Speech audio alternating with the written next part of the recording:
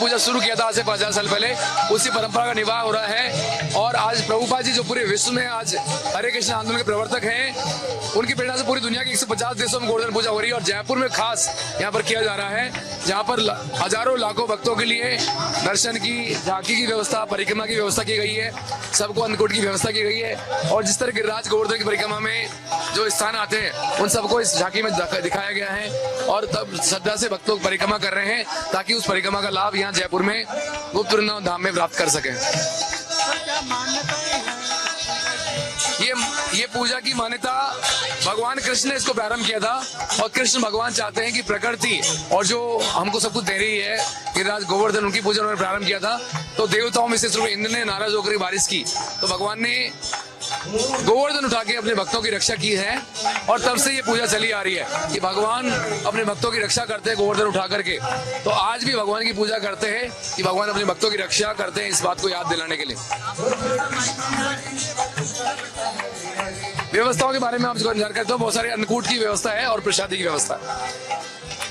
वृंदावन धाम में हर साल ये आयोजन बड़े उत्साह के साथ मनाया जाता है। पिछले करीब 15 साल से आयोजन, भव्य आयोजन किया जा रहा है, जिसमें पूरे जयपुर के भक्तजन शामिल होते हैं और गोवर्धन की परिक्रमा करते हैं। बिल्कुल साक्षात ऐसा लगता है कि जैसे हम वास्तव में गोवर्धन में ही हैं, गोवर्धन की पूजा कर रहे हैं और उसके बाद अन्नकूट प्रसाद प्राप्त करते हैं। ये मेरा नाम मुकुट बिहारी गोयल है और मैं ठाकुर जी की सेवा में तभी से शुरू से लगा हुआ हूँ। बहुत बहुत धन्यवाद। सेवाएं पूरी लाने के लिए ठाकुर जी सबके लिए अन्नकूट प्रसाद सेवा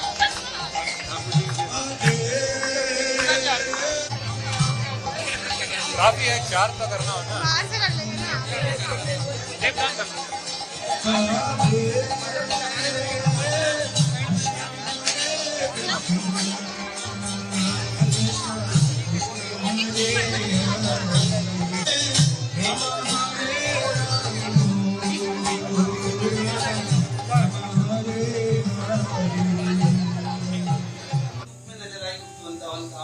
खास 21 फुट का जो झांकी सजाई गई, कितना उत्साह लोगों में देखने को मिला, क्या मैसेज देने की कोशिश की गई?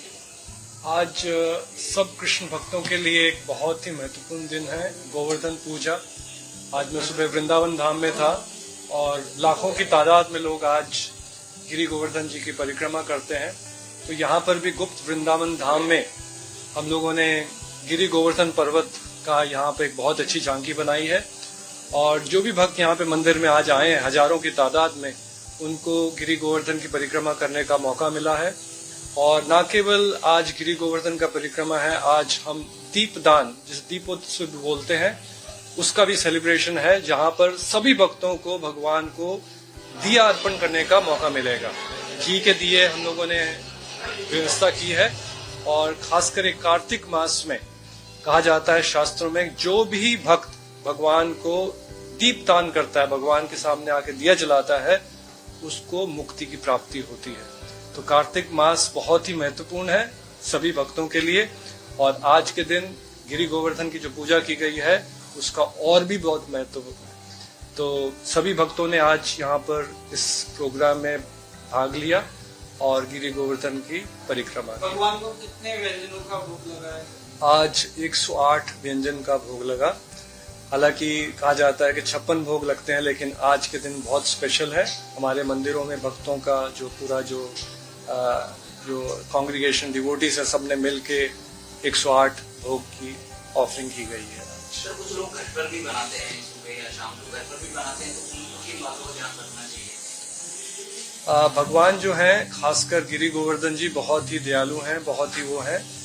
कहा जाता है कि हमें जब हम लोग गिरी गोवर्धन की परिक्रमा करते हैं तो वहां से शिला जो है, बहुत लोगों का मानना है कि हम लोग घर में शिला लेके आ जाते हैं और वो गिरी गोवर्धन की तरह हम पूजा करते हैं। गिरी गोवर्धन जो है वो भगवान कृष्ण के अभिन्न है, तो हमें शिला वहां से उठा के नहीं लानी चाहिए। जैसे कि शालिग्राम शिला होती है, तो वहां पर जो व्रजवासी होती हैं उनकी परमिशन से अगर कोई दे तो हम लोग उसको ला सकते हैं। तो यही उसका वो करना है कि लोगों को ऐसा नहीं करना चाहिए कि वहाँ गिरी गोवर्धन गए और वहां से कुछ शिला लेके आए और घर में उसकी पूजा करने लगे।